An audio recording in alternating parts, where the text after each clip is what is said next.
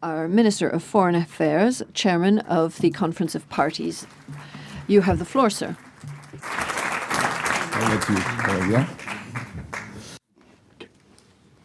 On m'a traduit ça. Bien, mesdames et messieurs les présidents, mesdames et messieurs. Ladies and gentlemen, Chairman, dear friends, first of all, thank you for being kind enough to invite me. I'd like to congratulate the organizers of this conference, a very useful conference in our endeavors towards COP21. I'd also like to say how happy I am to see a number of our younger friends and to meet, even though I won't have the opportunity to stay for very long, but to meet a number of other people. I think the common denominator here is that you are all progressives and that you all want COP21 to be a success. So I'd have to say that we are in full agreement. I'm not going to deal with all the aspects of COP21. I'm just going to begin with a story. Some of you who have heard me before might remember this story. When France went forward to host the conference, made all the easier that we were the only candidate, by the way.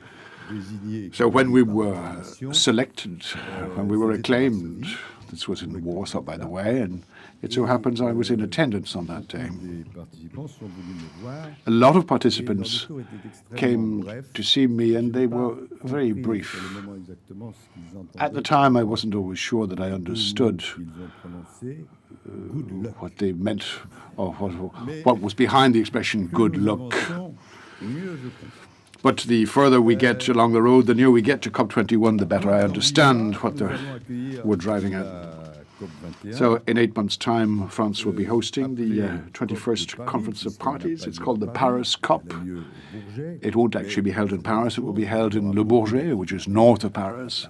And there will be a lot of activities staged in Paris. I'm sure Paris will host us very, very well from the 30th of November until the 11th of December. For my country, this is an honor and a great responsibility. I've been told that it is the biggest international conference that we've ever organized in France. It will be 20,000 delegates, 20,000 guests. I hope there won't be too many gate crashers. 3,000 journalists and all the various public powers, including the President of the Republic, will all be doing everything possible to make this event a success. I will have the honor of chairing this conference. So what would make us say that COP21 will have been a success? What would it take for it to be a success? I'd call this a Paris Alliance for the climate, which would define a credible global pathway for a transition towards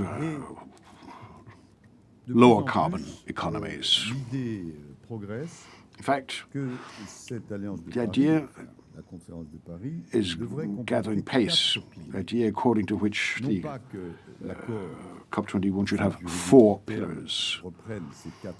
Not that these 4 themes will be fully embodied in the conference, but I think these are 4 areas in which we will have to progress in Paris. The first of these, which is the most important, by the way, is that we succeed where we failed in the past, despite all our efforts, that we succeed in arriving at a universal agreement which has legal force, a differentiated universal agreement which will limit global warming to 2 degrees more than the pre-industrial period.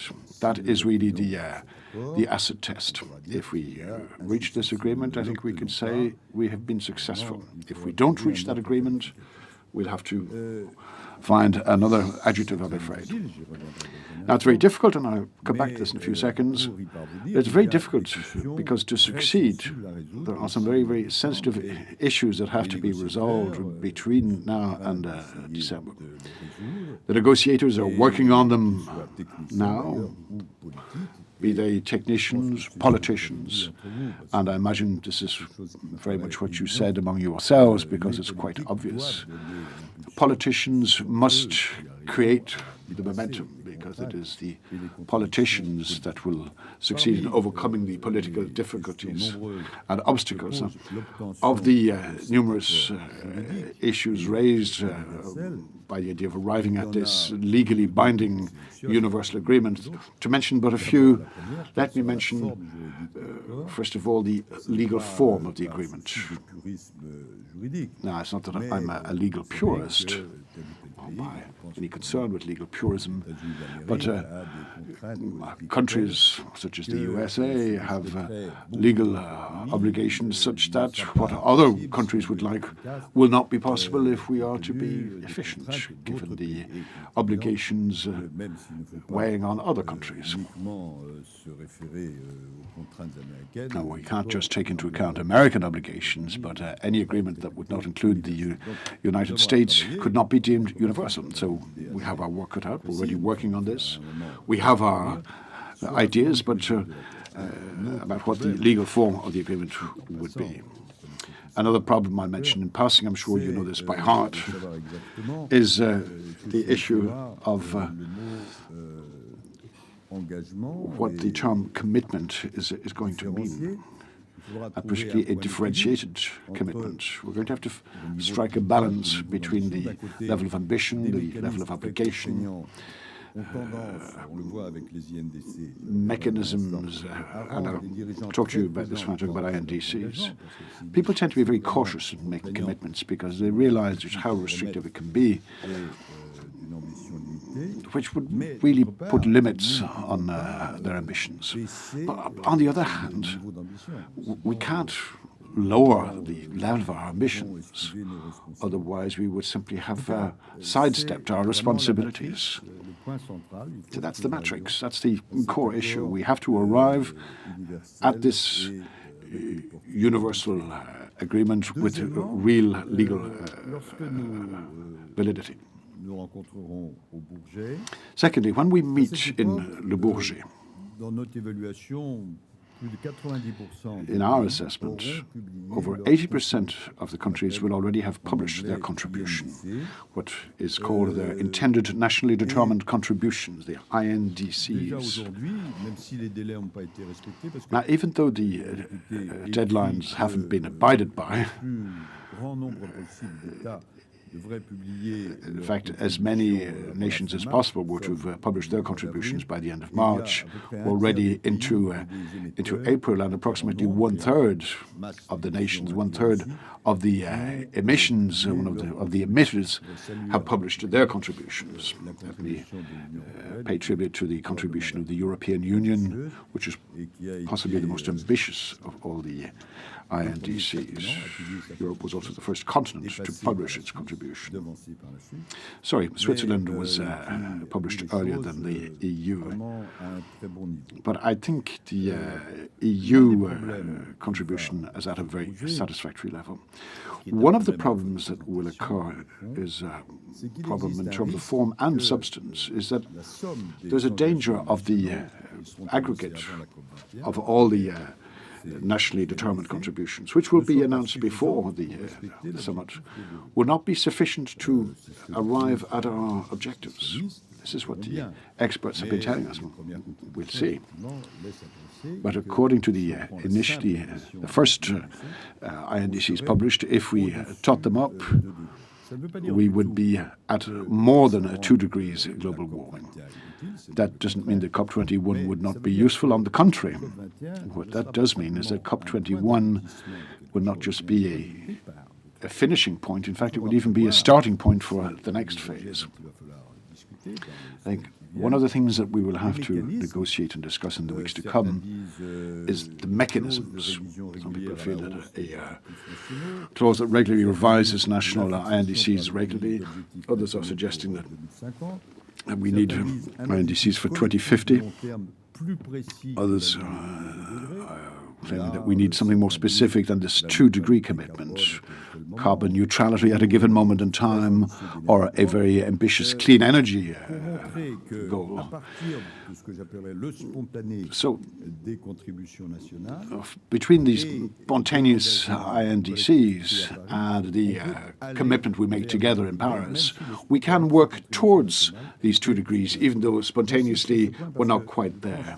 I insist on that point because we are now in the month of April, maybe in June or September, when more INDCs have been published. These 2 figures, the 2 degrees and the total amount we arrive at with the total contributions, maybe the 2 will not be aligned. We will have to explain what the conclusions or what conclusions need to be drawn. That's the second pillar, as I've called it. They're the national contributions that will be very, very interesting to watch. There's a third pillar, which would not necessarily be part and parcel of the legal agreement, but which will be crucial. That is the financial and technological pillar.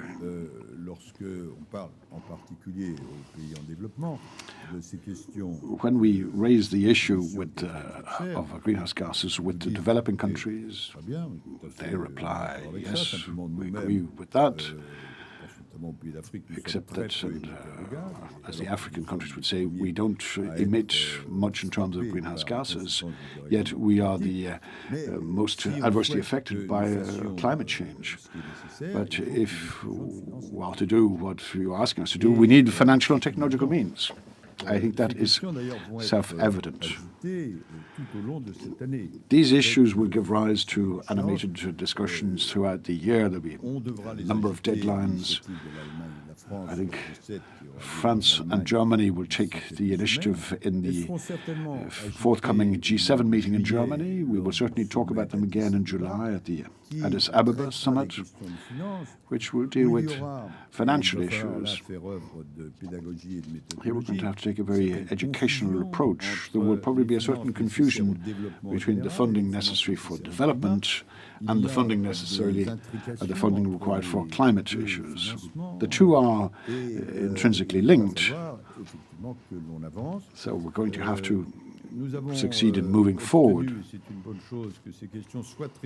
We have succeeded in having these 2 issues addressed at the meetings of the IMF and World Bank. When talking finance, it's as well to talk about financiers, and in October we will talk about finance again at the October meeting in Peru, in Lima. That is the World Bank and FMI meetings. We'll have to raise these issues to say clearly that we need $100 billion a year between 2020. What are we going to do with the Green Climate Fund, which should have begun to operate by the time we start the COP21? This is crucial because it's not all going to come out of public funding. That's obvious.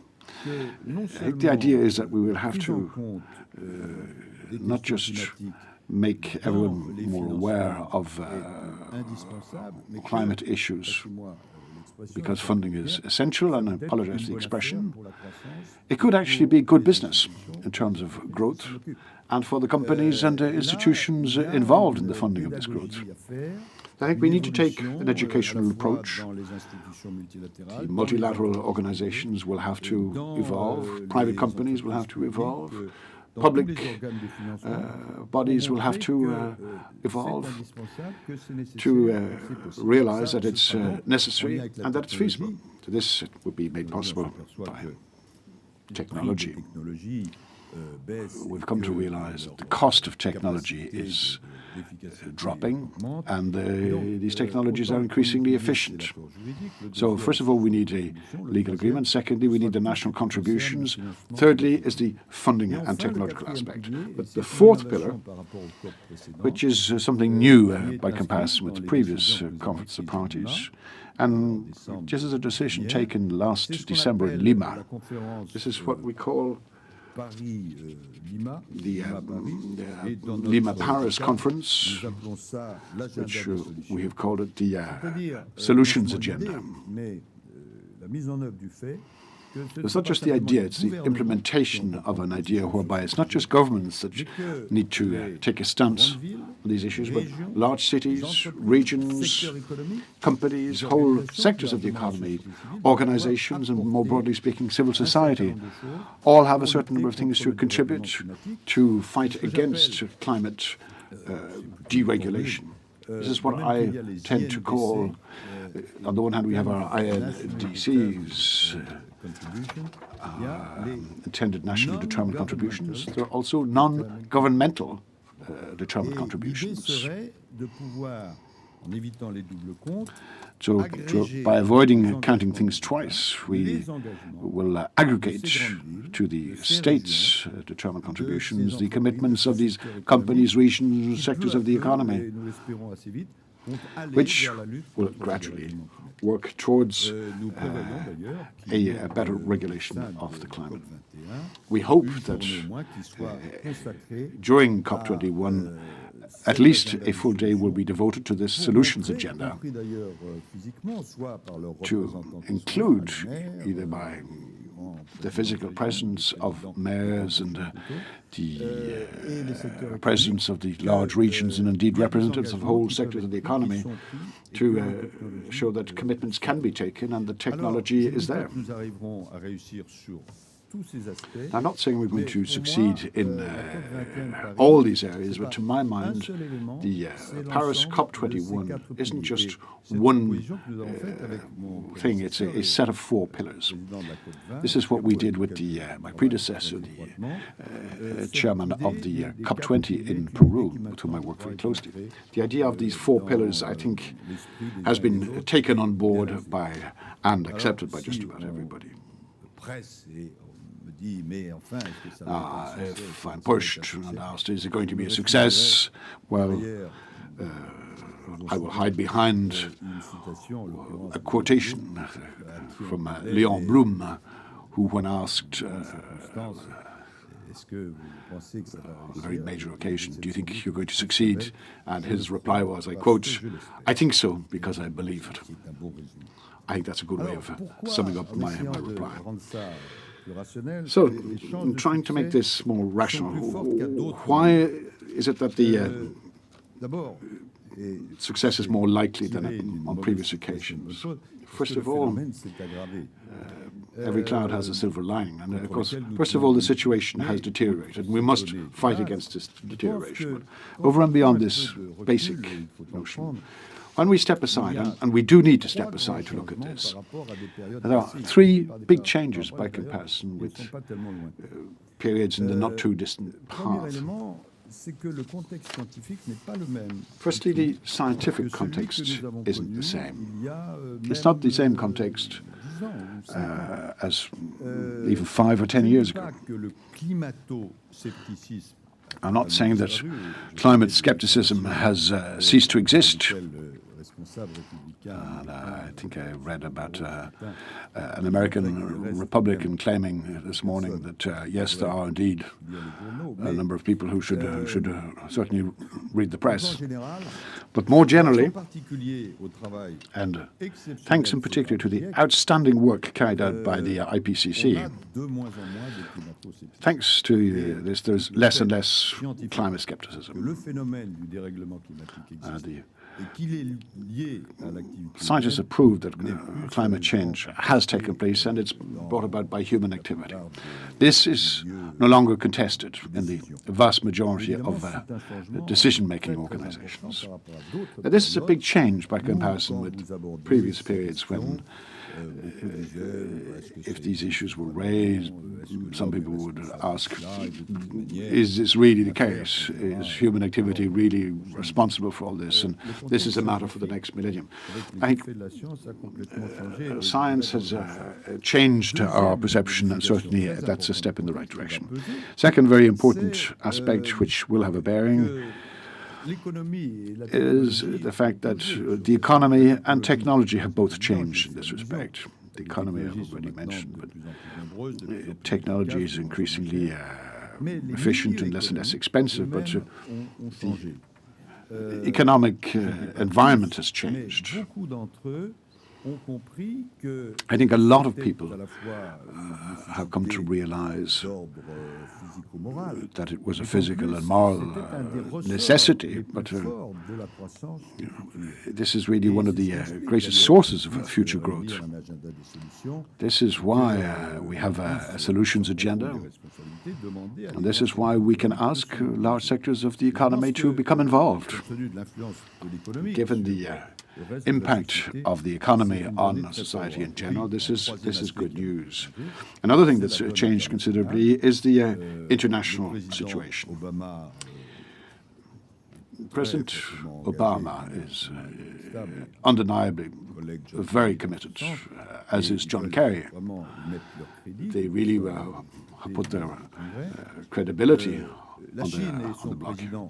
China and the Chinese president are also committed, as evidenced in the Sino-American agreement. It's also in evidence when you talk with the Chinese leaders. These two very large countries who weren't exactly the most involved in the past have inspired others, and as a result of which I can now say the context is very different.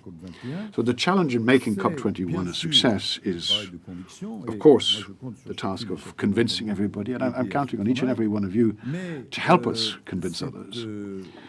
The challenge is also, and mostly, the way we go about it, as regards why. Well, I think everybody knows why. But yes, we need to convince even more, and yes, we need to put a lot of work into how we go about it. That's not to say that there aren't any major difficulties. There are all sorts of difficulties. Well, what sort of difficulties have we? Well,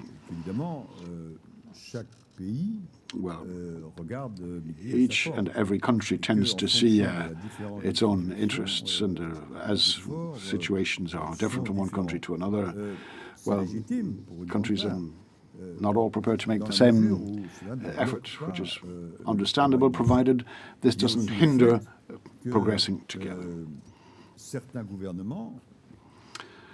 Certain governments, I can't distinguish between governments and countries because the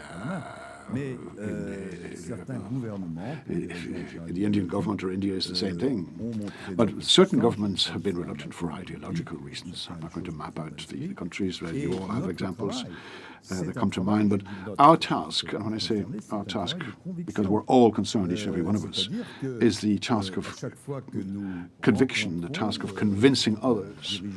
Like every time we meet a leader in these countries, we have to ask ourselves what that country is doing to fight against climate change.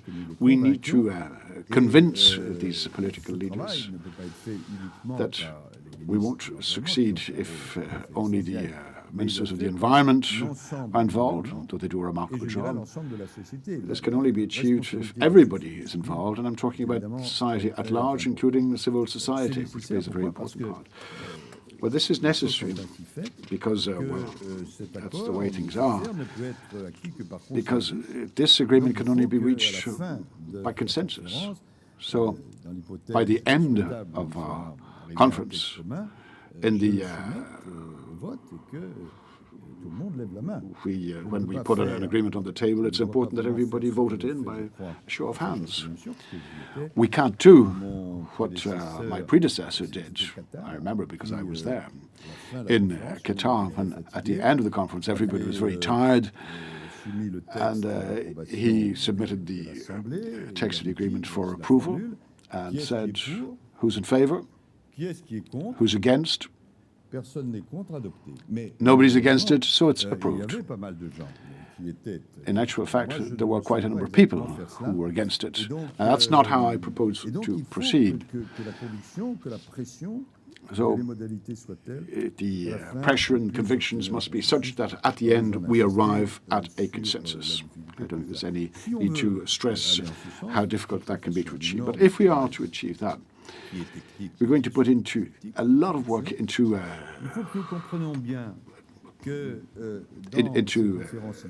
these negotiations. It's important to understand that in these conferences there are groups of countries, but what's new is that the countries, it's not that they're less and less represented by the groups, but over and beyond the representation by groups, they want, nothing wrong with that, they want us to answer their question, which is invariably, what's in this agreement for us? We're being asked to sign up, but what's in it for us? So there's a lot of political work put in, political in the best understanding of the word, without jeopardizing the overall balance. We need to convince them that we need to convince everybody. You know, when you govern an island or a small island somewhere or an archipel, there's a danger of you being submerged. Your interests are quite the same as those of the United Kingdom or France.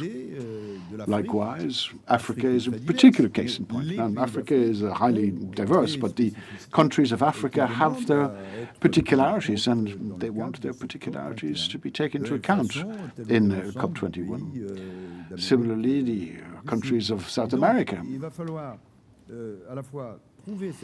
So we're going to have to find this, or reach this agreement, but be sufficiently concrete so that governments will be convinced that it's all worthwhile and not worthwhile 50 years later. Our COP agreement will concern the period post-2020, but the sooner we begin, the better the consequences will be. So we have a lot of work ahead of us. For the period 2015 to 2020, we can't have governments and public opinion claiming, oh, this is very fine. But we're talking about something way down the road. Michael Bloomberg, who was entrusted with by Ban Ki-moon with getting cities on board, Michael Bloomberg said exactly that to me. When I heard about these problems for the first time, I got the impression they were 50 years away. And Michael Bloomberg has a sense of humor, and he said, you know, in 50 years' time, I won't be as fit as I am now, and I don't even know if my group will still exist. So you need a long-term vision, but at the same time, you need to explain the pathway. You need to understand and explain that pathway and bear in mind the shorter-term issues. To conclude, because I can see that I have been a bit long, to conclude, let me say a few words about the consequences. I could talk at length about this, and given the opportunity, but a few words about the negotiation methods. France is hosting this event, and it's an honor and a responsibility, as I've said, but in hosting this event, in chairing conference parties like this one, that doesn't mean that we can impose anything or be arrogant in our approach. That would be absolutely meaningless. The role of the French presidency is to listen respectfully to what everyone has to say, to try and make it easy to arrive at a synopsis, to remain ambitious, but not to try and substitute ourselves for the stakeholders. This is why we've asked the Minister of Foreign Affairs to chair this. Usually the Minister of Foreign Affairs is somebody who fosters negotiation. In all events, that's our role. France and Ségolène Royal will explain this. She's been working very positively in Europe, showing that in terms of transition towards a better energy situation. She will explain all that, but we have to facilitate dialogue. We cannot take any other approach. That's our task as masters of ceremony. This conference, and this will be my ending note, is both an ending point and a starting point. Let's be careful about that. I think maybe this is what's reassuring. I was at COP20 in Lima, and most of the speakers who took the floor said, well, next year Paris will be a great success. Great. It's just as well to arrive in a positive mindset, but a lot of people said, before they concluded that way, they said at the start, they said, very big problem, a very important one, but we're not going to deal with it here and now. We will deal with it in Paris. And as I said, you need to join the two ends of your speech. It's all very fine hoping that Paris will be successful, but ideally we should solve a few problems beforehand. Very important matter is the matter of time.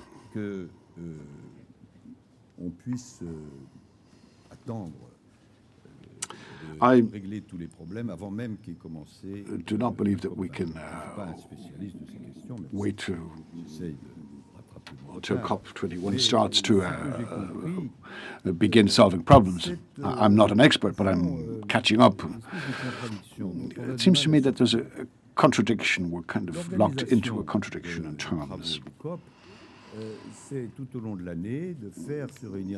All year long, technicians meet with a view to COP21 to discuss a whole series of issues. But even the world's best technicians can only produce what you put into the machine. That's technology. And find it very difficult to overcome the contradictions, find it very difficult to make decisions. Decisions are to be made by decision makers, by politicians. But if politicians only become involved during the 11 days of the COP21, the first part is usually very technical, well, then that would make things very difficult. Now, in the past, leaders have come in over the last few days, but I wouldn't like you to believe that they could actually step in and solve issues that way. They couldn't. So we have a problem, which isn't just a problem of method, it's a problem that's much more deeply rooted. We are holding talks with political leaders in a lot of countries, and I hope we will succeed in preparing everything as far upstream as possible, as far ahead of COP21. If this is possible, we would like major issues to be solved before COP21 even starts, to ensure that everything doesn't happen in the last days. Otherwise, there'd be in the danger of having an overdetermined equation, and we would not succeed. So, when COP21 begins in late November, the goal we've set ourselves with Ban Ki-moon, the Secretary General of the UN, who's very involved in this process, we've decided to try to have dealt with a number of very major issues as of October this year.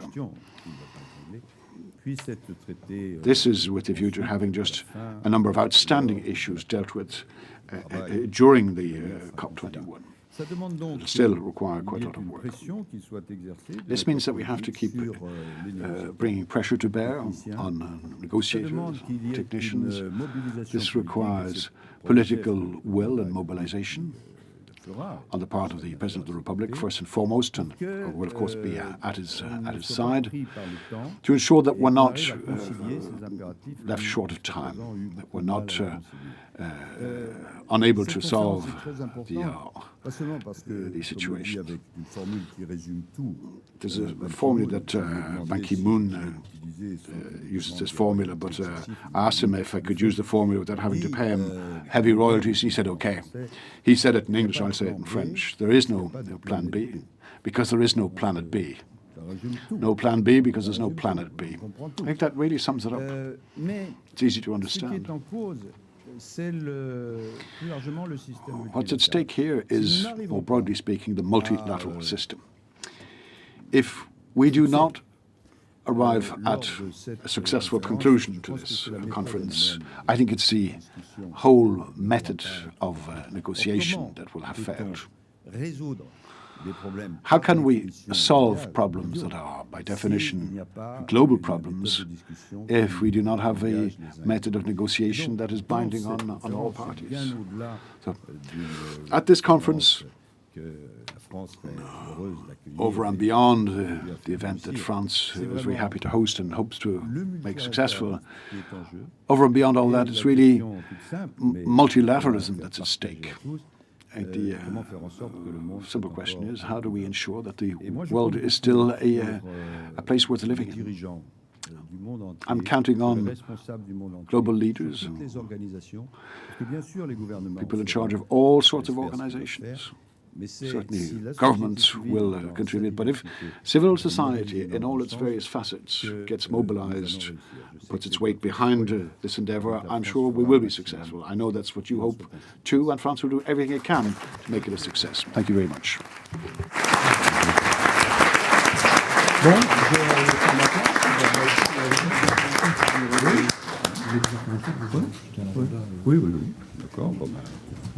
On va prendre quelques petites questions peut-être du panel. Maybe we'll take a few questions from the panel, very briefly.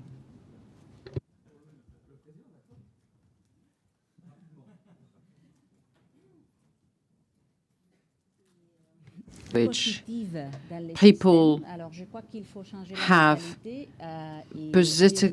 positive will. In other words, people will be proud to do more.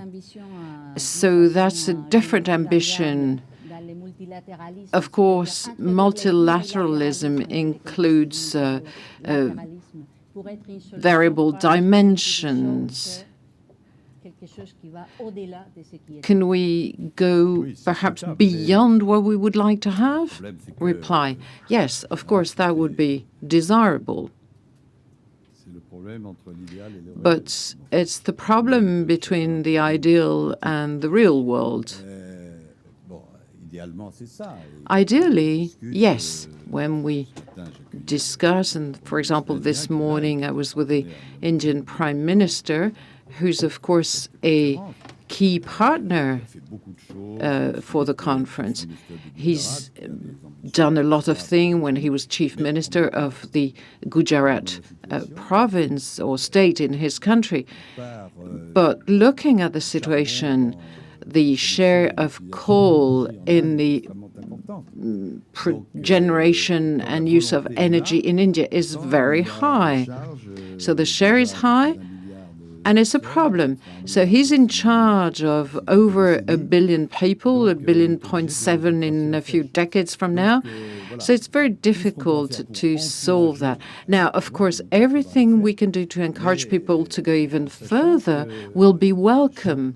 But we have to take into account the fact that each country is also trying to preserve its own vested interests. So we have to do things collectively and organize convergence between the national interest and sort of higher interest.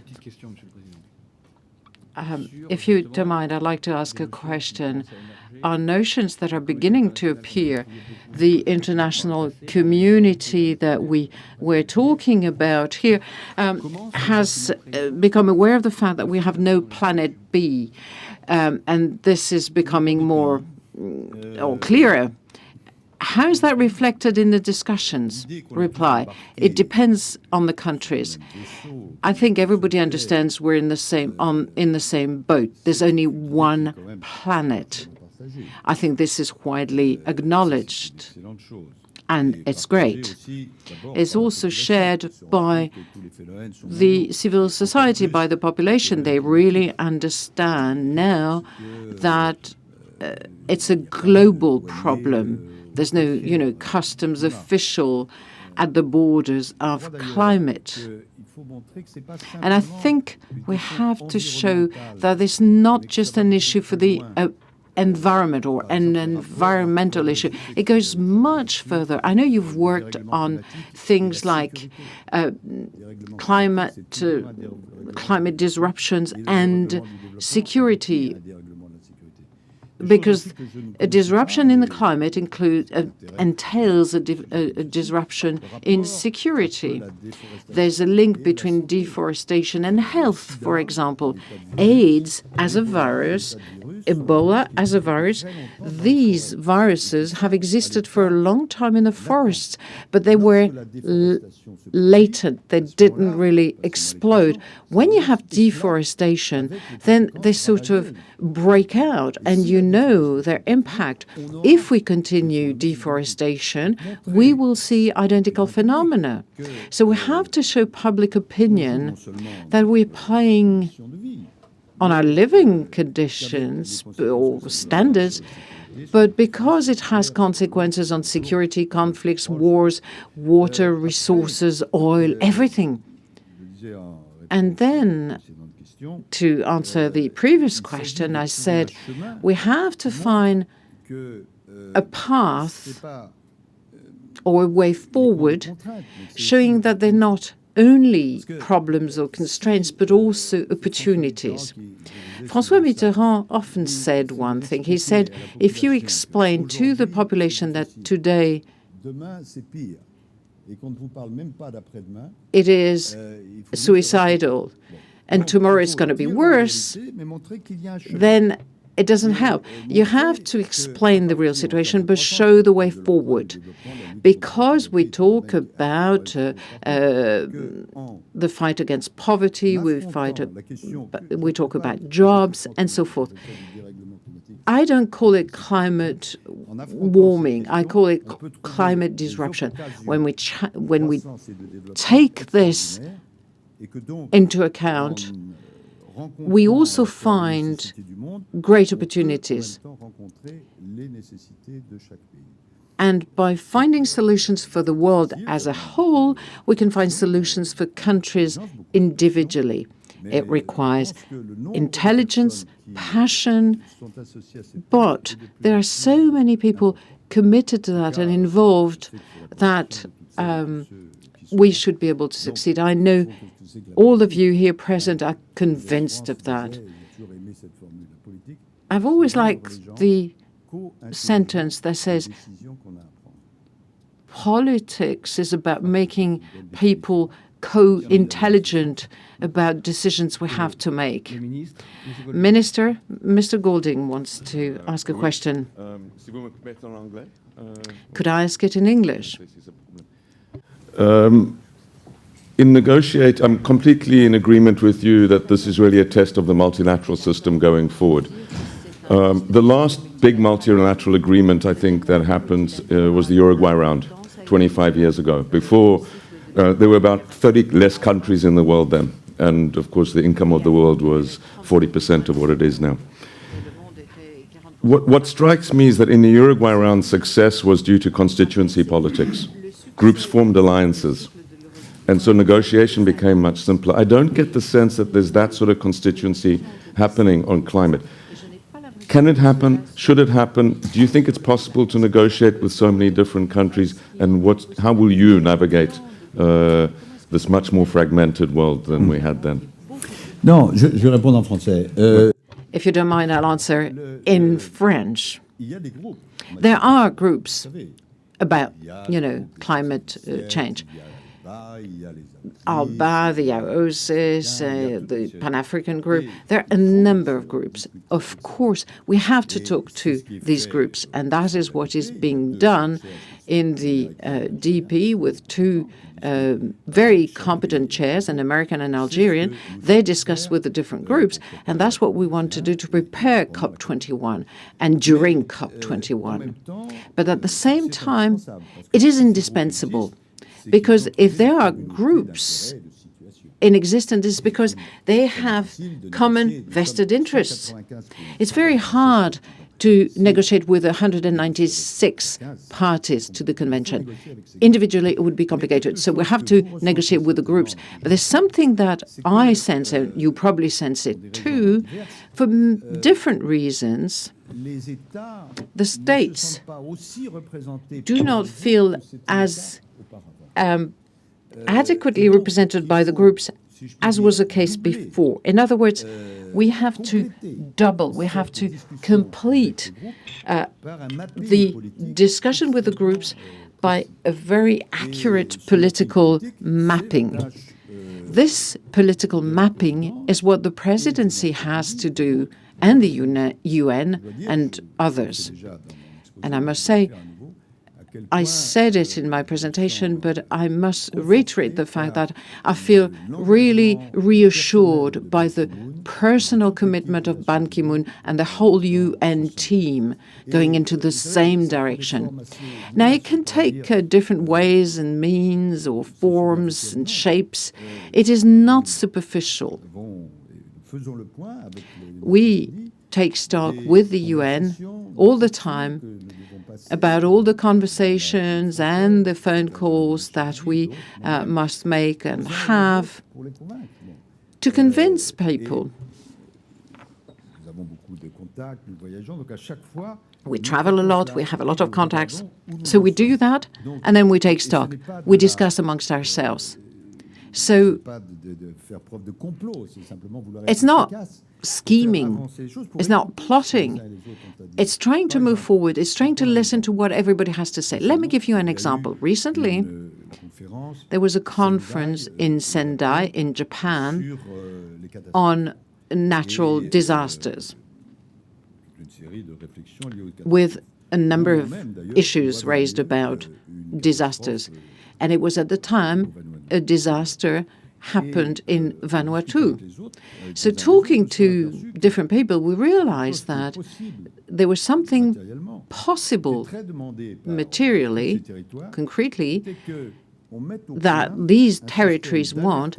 It's a system of early warning for future disasters. You can't avoid the disasters themselves, but at least you can protect populations. And we have the technology to do that, but it hasn't been really put together. So we're working at that, and I hope we'll be able to make progress before COP21, given all the satellites and different mechanisms that are not terribly expensive, given what we have, to have this mechanism in place. So the AOCs represent 44 countries. If we manage to achieve that, they will see that we're making concrete progress. So you have the multilateral approach, but you also have to work with people individually. You have to listen to them, take their needs into account, bring them into the overall global agreement. But I think that's the way forward. Now, if you ask me about COP21, is it the best possible solution or convention? Well, I can't answer. This is the way things have been prepared, and we have to go all the way. We have to accept the framework. And if we are successful, we will be able to think or consider the changes to bring to the COP21.